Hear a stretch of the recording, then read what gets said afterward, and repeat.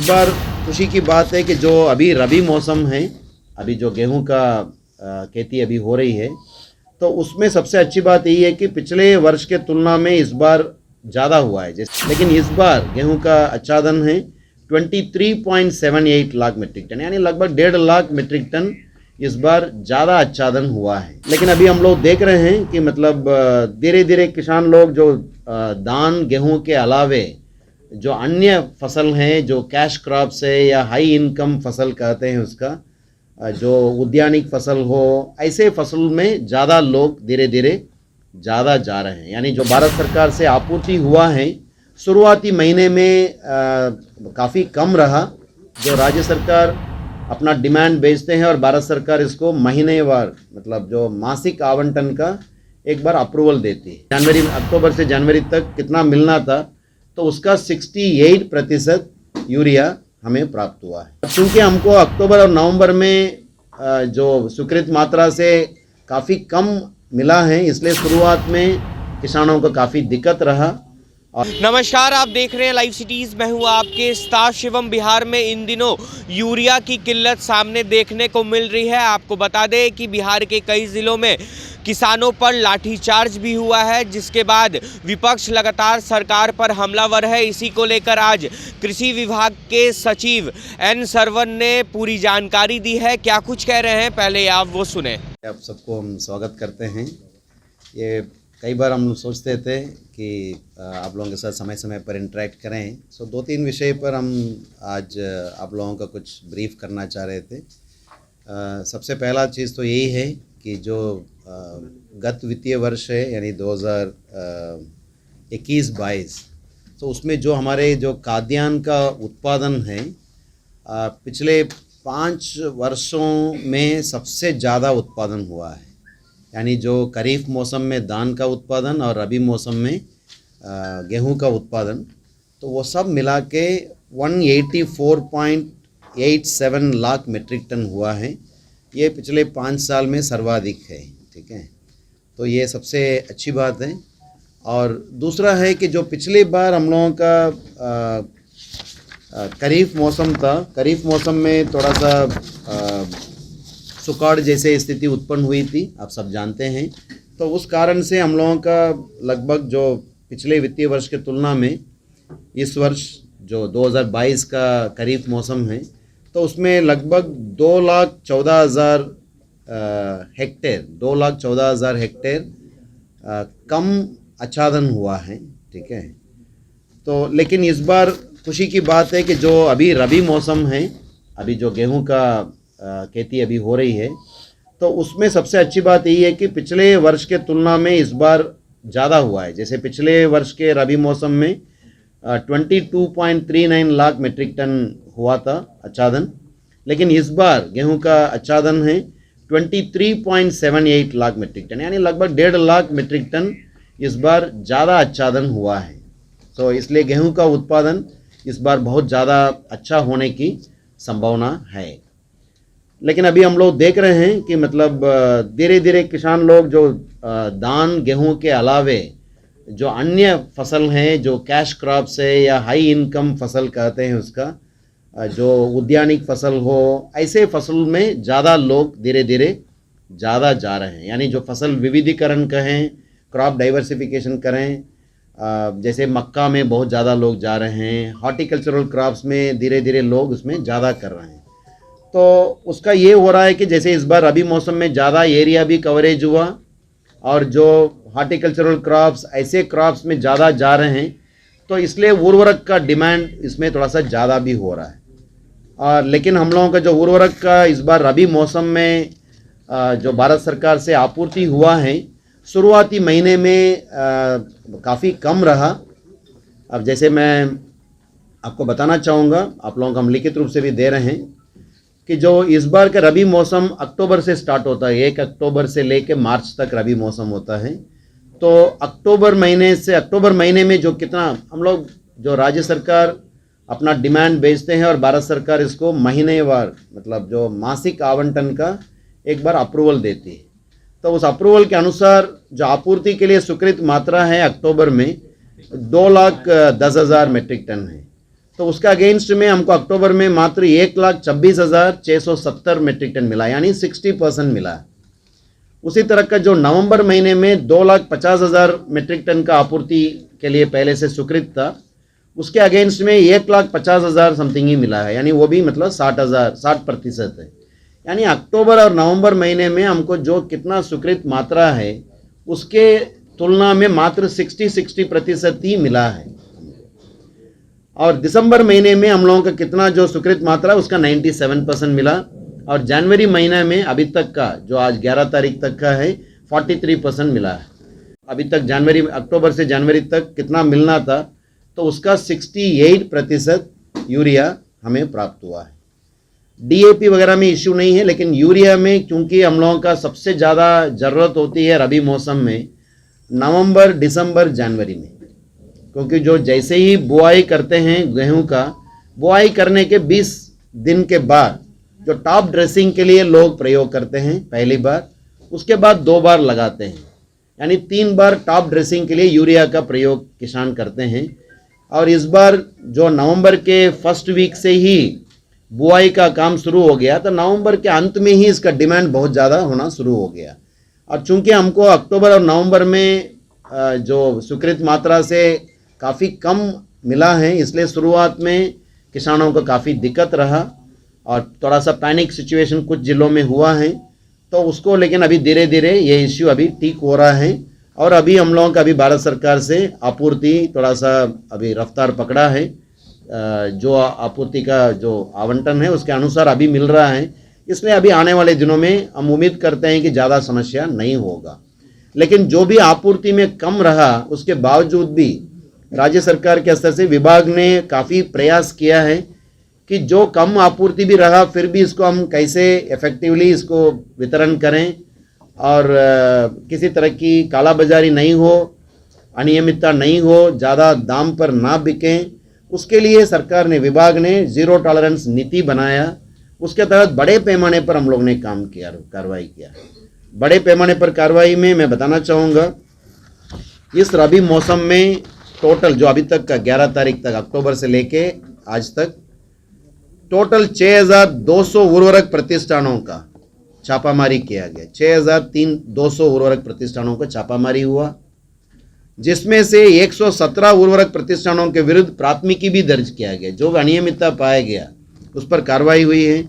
214 उर्वरक प्रतिष्ठान का अनुज्ञप्ति को हम लोगों ने रद्द भी किया है और 208 उर्वरक प्रतिष्ठानों का अनुज्ञप्ति भी निलंबित किया गया। 494 प्रतिष्ठानों का शोकास पूछा गया। यानी कहाँ कहाँ अनियमितता पाया गया वो सब में हम लोग कार्रवाई कर रहे हैं। जिला पदाधिकारियों के साथ हमने 26 दिसंबर को मीटिंग किया। उन लोगों से भी हम लोगों ने रिक्वेस्ट किया है कि वो लोग भी अपना नियंत्रण रखें और जिला प्रशासन और कृषि विभाग के जॉइंटली भी वहाँ पर लगातार छापामारी किया जा रहा है और हमारे विभाग के सभी पदाधिकारियों के माध्यम से हम लोग कर रहे हैं। हर जिले में जिला स्तर पर एक उर्वरक निगरानी समिति है, जिला पदाधिकारी की अध्यक्षता में वो किया गया और हर प्रखंड स्तर पर प्रखंड स्तरीय निगरानी समिति है प्रमुख की अध्यक्षता में, उसको भी किया गया है। तो ये सारा काम हम लोग लगातार कर रहे हैं। लेकिन जो उर्वरक की उपलब्धता में शुरुआती महीने में दिक्कत रहा उसके चलते किसानों को थोड़ा समस्या रही, लेकिन हमें उम्मीद है कि अभी आने वाले दिनों में ये समस्या नहीं रहेगा, क्योंकि अभी थोड़ा सा जो उर्वरक प्राप्त होने का रफ्तार अभी तेज हुई है, तो इसलिए अभी आने वाले दिनों में मेरे समझ में समस्या नहीं होगी। ये इम्पॉर्टेंट बात है, मैंने सोचा आप लोगों को मैं बता दूं। दूसरा विषय है, मैं बताना चाह रहा हूं, जो गोड़ परास की समस्या सबसे बड़ा समस्या के रूप में हो रही है। इसमें जो कृषि रोड मैप के संबंधित बैठक में माननीय मुख्यमंत्री का निर्देश हुआ है, तो उसको देखते हुए हाई लेवल पर ये डिसीजन हुआ है। पहले से जो फॉरेस्ट डिपार्टमेंट है, वन विभाग हैं, वन पर्यावरण एवं जलवायु परिवर्तन विभाग हैं, तो वो सभी पंचायतों को ये अधिकार दिया हुआ है। पंचायतों को ये अधिकार दिया हुआ है कि जो गोड़ परास की संख्या को नियंत्रित करने का अधिकार दिया हुआ है, नहीं इसको मार सकते हैं। कई पंचायत में ये काम हो भी रहा है, उसमें कुछ खर्च भी हो रहा है और उसके लिए भी राज्य सरकार निर्णय ले रहा है, उसका अलग से फंडिंग की व्यवस्था हो सभी पंचायतों में, ताकि पंचायत इसको बहुत सुलभ तरीके से गोडप्रास को नियंत्रित करने का काम वो करें, क्योंकि वो कहीं भी हम लोग बातचीत कर रहे हैं, किसान सबसे बड़ा समस्या के रूप में गोडप्रास की समस्या को बता रहा है, तो उस पर काम हो रही है। तीसरा विषय है जो कृषि रोड मैप के बारे में मैं बताना चाह रहा हूँ। कृषि रोड मैप जो चौथा कृषि रोड मैप है वो 1 अप्रैल 2023 से लागू किया जाना है। तो उसके लिए माननीय मुख्यमंत्री के स्तर पर 2 बार बैठक हुई है और माननीय मुख्यमंत्री के जो पूर्व कृषि सलाहकार है डॉक्टर मंगला राय जी हैं, उनकी अध्यक्षता में कई बार बैठक हुआ है। 12 विभाग इसमें शामिल हैं और ये सभी विभाग इसमें पूरा जोर शोर से लगे हुए हैं। कृषि रोड मैप, अगला कृषि रोड मैप एकदम ट्रांसफॉर्मेटिव चेंज लाने के लिए काम करें, ये सरकार का निर्देश प्राप्त है हम लोगों का, हम लोग उसमें लगे हुए हैं। इसके तहत 2 काम के बारे में मैं बताना चाहूँगा। एक है कि जो किसान के हित में काम होना है तो किसान से ही सबसे ज़्यादा हम लोगों की बात सुनना चाहिए। तो इस कारण से पहली बार ऐसा व्यवस्था किया गया कि हर जिला लेवल पर भी किसानों के साथ बातचीत हुई है। जिला पदाधिकारी के अध्यक्षता में, जिला पदाधिकारी के अध्यक्षता में ये हर जिले में ये मीटिंग किया गया। पूरा दिन भर किसानों की बात सुनी गई और वो क्या परेशानी है उनको और क्या सरकार से या विभाग से अपेक्षा करते हैं, उनकी बात सुनी गई है और उसको हम लोग उसका आधार पर हम लोग रोड मैप बनाने का काम हम कर रहे हैं। और उसी तरह का राज्य स्तर पर भी किसान समागम, जो किसानों के साथ डिस्कशन है, बहुत बड़े पैमाने पर 1000 से ज़्यादा किसानों को बुला के करने का काम करेंगे। माननीय मुख्यमंत्री के उपस्थिति में ये काम किया जाएगा। ये काम अगले महीने में होने की संभावना है और उसके बाद उसका अप्रूवल की व्यवस्था हम लोग जो हर बार करते हैं उस तरह का काम किया जाएगा। तो एक तो ये किसानों के साथ बड़े पैमाने पर विमर्श कर रहे हैं हम लोग, और दूसरा है कि जो ऑलरेडी डिस्कशन में कुछ पॉइंट्स आया हैं, ऐसे विषयों पर ऑलरेडी हम लोग DPR बनाने का काम हो रहा है, यानी प्रोजेक्ट बनाने का। इसके पहले वाले जो कृषि रोड मैप से थोड़ा सा डिफरेंट ये है कि रोड मैप में सिर्फ विजन डॉक्यूमेंट ही नहीं बल्कि उसके साथ ये DPR भी बनेगा, यानी प्रोजेक्ट भी बन के तैयार रहेगा और प्रोजेक्ट का भी अप्रूवल सीधे एक साथ करने का राज्य सरकार चाहती है, ताकि मतलब उसके बाद उसका सैंक्शनिंग ये सब में विलम्ब नहीं हो। एक बार अप्रूवल हो जाएगा तो संबंधित विभाग है वो सीधे इम्प्लीमेंट करें, ताकि किसान के हित में काम बिना विलम्ब के काम हो। 69,000 मेट्रिक टन उपलब्ध है। आपके आंकड़े में भी दिख रहा है कि पिछले महीने 97% है, देखिए मैंने जारी है, तो वो जो दिख रहा है जिस तरह का पैनिक, वो तो नहीं दिखना चाहिए। और आंकड़ा किसका सच्चा? वही मैं बता रहा हूँ। नहीं, ये आंकड़ा है जो मतलब हम लोगों का जो आंकड़ा है विभागीय आंकड़ा है, ये भारत सरकार के द्वारा दिया गया आंकड़ा है, क्योंकि हमको आपूर्ति होती है भारत सरकार से और वो वास्तव में प्राप्त हो गया है उसी का है। वो मतलब भारत सरकार भी देख सकते हैं और राज्य सरकार भी देख सकते हैं। ऐसा नहीं है कि वो सबके एक ही पोर्टल है, फर्टिलाइजर मॉनिटरिंग सिस्टम का एक ही पोर्टल है, उसके माध्यम से है। मैं आपको बताना चाहूँगा कि जैसे हमको सबसे ज़्यादा आपूर्ति कम आपूर्ति हुआ है अक्टूबर-नवंबर में। आप लोग देखेंगे मात्र 60% ही हुआ है, 40% का शॉर्टेज रहा। उसकी वजह से असर अभी है। उसका असर तो शुरुआत में, वही मैं बता रहा हूँ, यूरिया का सबसे ज़्यादा ज़रूरत पड़ती है हमको नवंबर महीने से लेकर जनवरी तक। तो हमको अक्टूबर-नवंबर में मिलेगा स्टॉक, गांव मतलब दुकान में रहेगा, तभी तो किसानों का आराम से मिलेगा।